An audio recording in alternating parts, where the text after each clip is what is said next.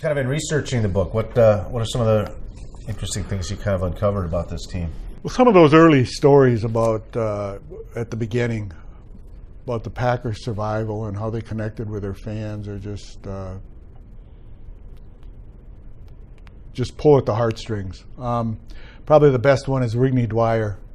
Played football at Green Bay West. He was a end on the 1919 and 1920 Packers.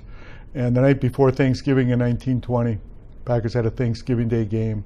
He was working his real job at the Milwaukee Road, fell under a moving railroad car, and lost an arm and a leg.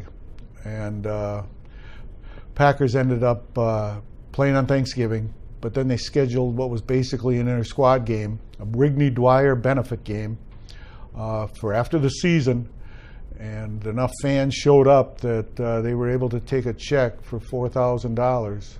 About $50,000 in today's money, and bring it to Rigney and St. Vincent Hospital, where he spent about 4 months following his amputations. Another great story is in 1920.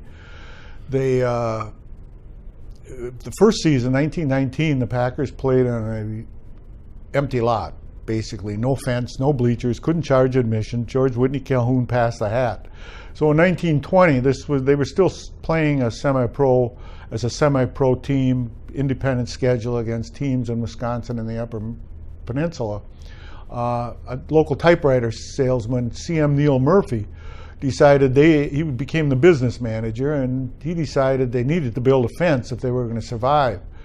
So he called out. There's an article in the Press Gazette asking fans to show up at Hagemeister Park just to build a fence, no bleachers at the beginning, around the playing field there.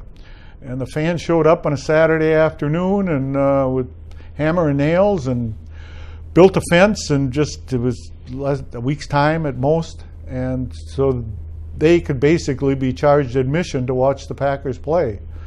When if they hadn't built the fence, they might have been able to get in for free for another year, but probably not much longer.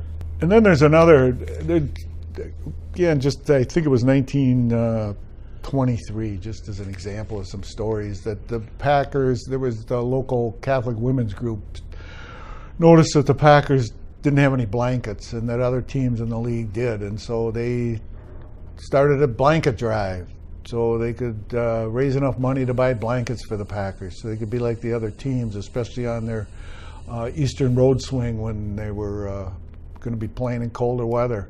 And that same year, they didn't have money, I'm sure, to take the train or a bus, and they had a game in Milwaukee, and so they asked the fans to show up downtown and bring their cars, if they had large enough cars, so they could drive the players, the fans could drive the players to the game.